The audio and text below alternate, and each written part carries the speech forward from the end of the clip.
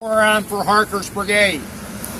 When Harker's Brigade first comes up, they're leading the division column.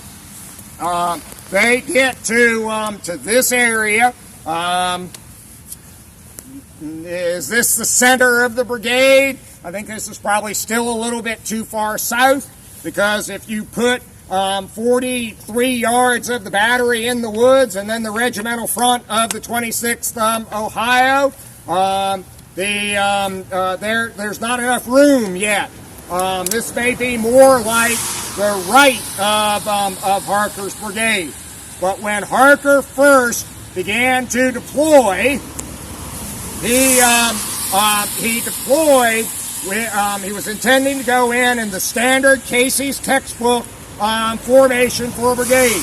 2 regiments up, 2 regiments back. Remember, for Buell, I said he had 2 of the regiments on the west side of the road line of battle, the other 2 regiments on the other side of the road. Harker was going to deploy 2 up and 2 back.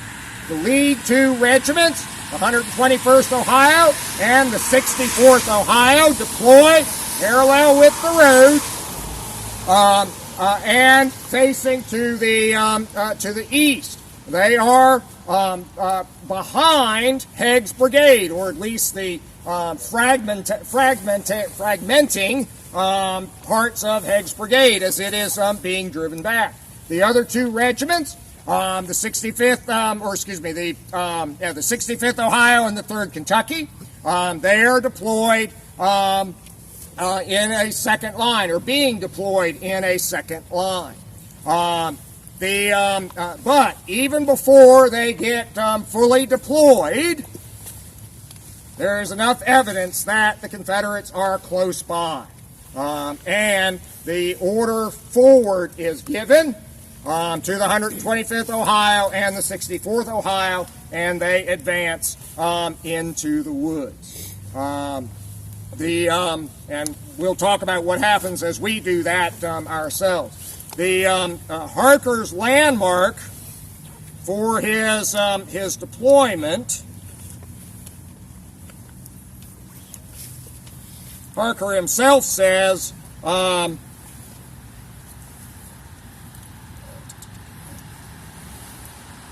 he says this move is as late as 3 p.m. It's the times are as early as 11 and as late as 3. 1 o'clock, though, is what most people say. But Harker says, about 3 p.m., I was ordered by the general commanding the division to move my brigade down the Rossville Road towards the scene of action.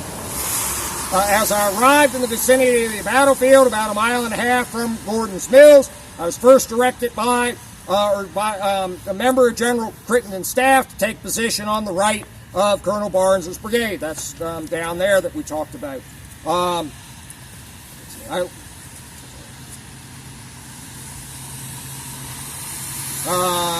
starts to do that. Let's see here.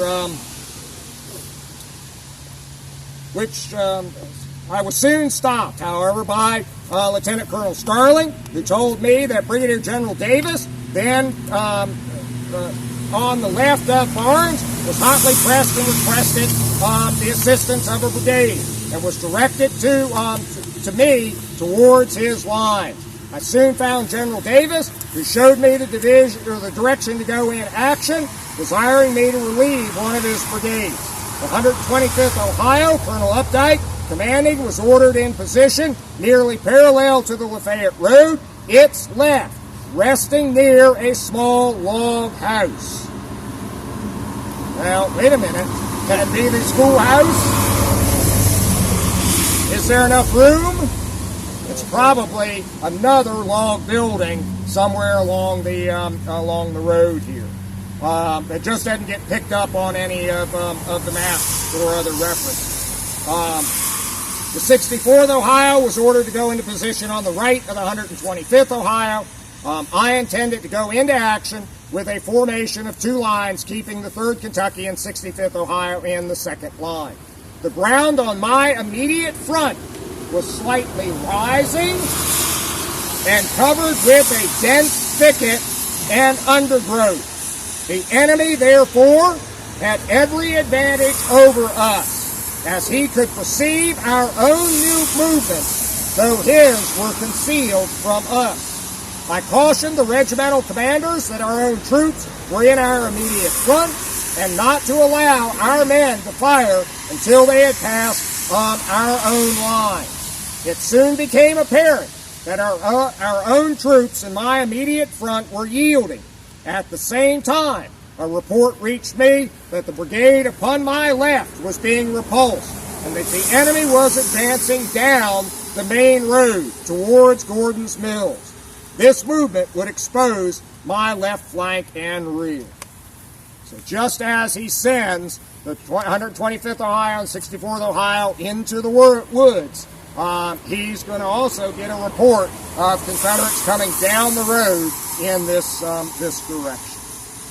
Now, there is no brigade on his immediate left for several hundred yards. The next formation that we would encounter if we move north would be King's Brigade of Reynolds' division, which has gone into action on the south flank of Van Cleve's two brigades. But there is still a considerable gap between us and them. So he's kind of groping through the woods here.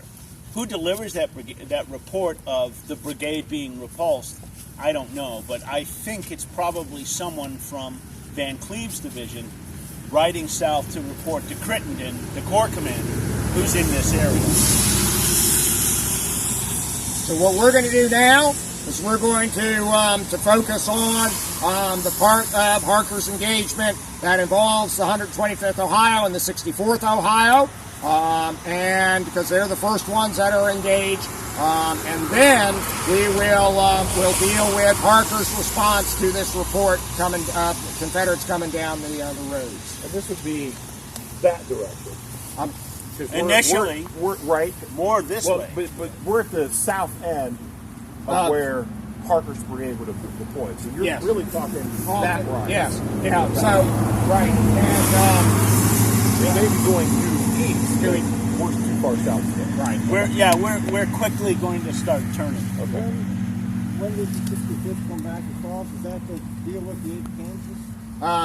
The 65th is just going to be engaged up here to the north of us. So at this point, they're still on the left of the road? None of them say specifically how they were starting to deploy, but based on the fact that Buell has got one line on the east side of the road, one line on the other side of the road, I think the 65th Ohio and the 3rd Kentucky were probably deploying on the west side of the road as well. Well, not initially.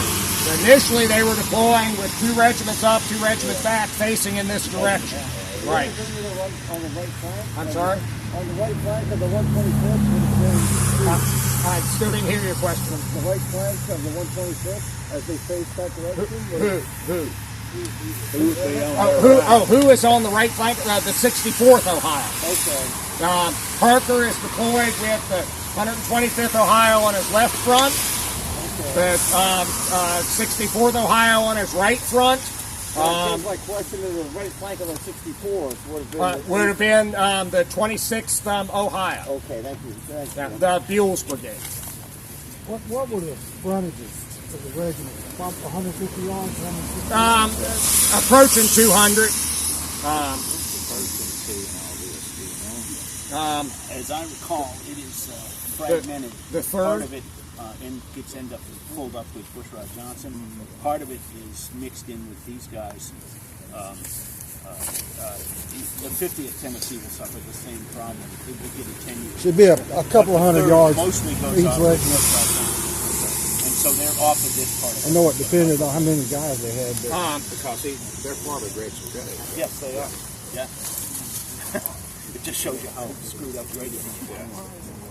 But that other log structure you mentioned had been the other platform? Well, It's on the way wrong out side in of the the road. field. And considerably back from the road.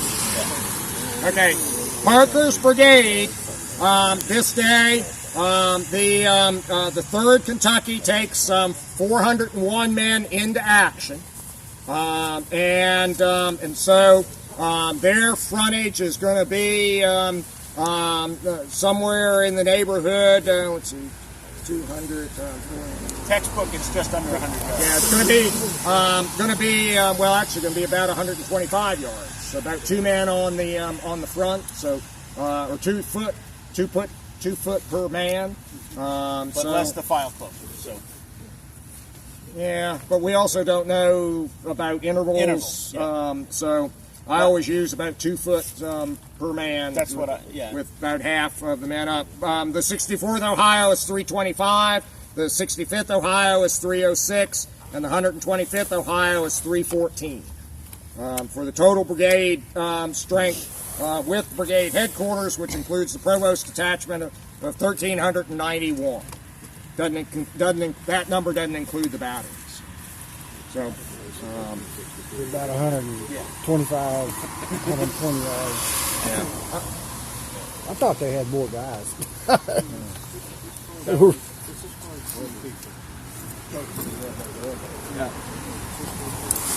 No, literally the assuring touch of elbow. The arms down at your side. Yeah, and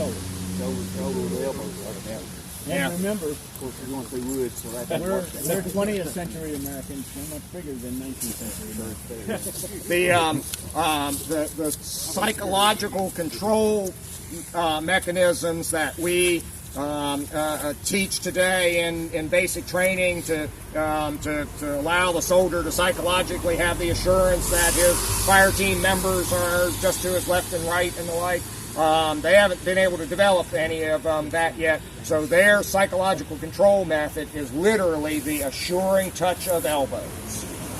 And when units start to break up and men begin to lose that literal feeling of touch, the units can come apart very, very, very quickly.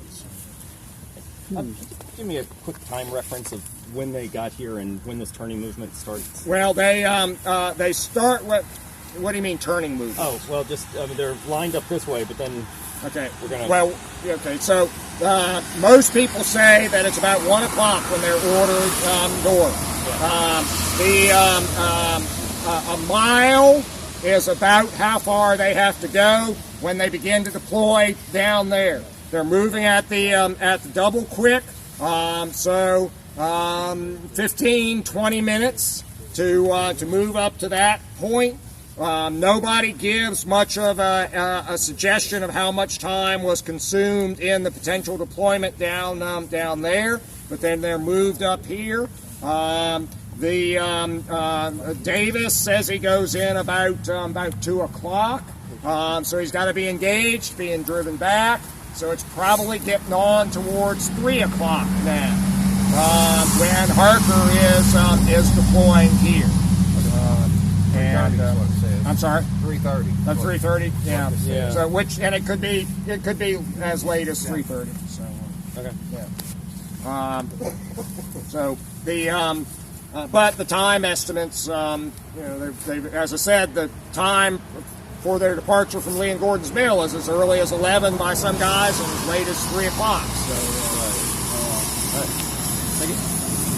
all right. So what we're going to do, largely because of terrain, we're going to go cross country through the vegetation here over onto a trail, and as the 64th and 125th advance eastward, they do become engaged with Confederates, and we'll begin to turn to deal with that. But we'll talk about that as we get over in the woods and in that area.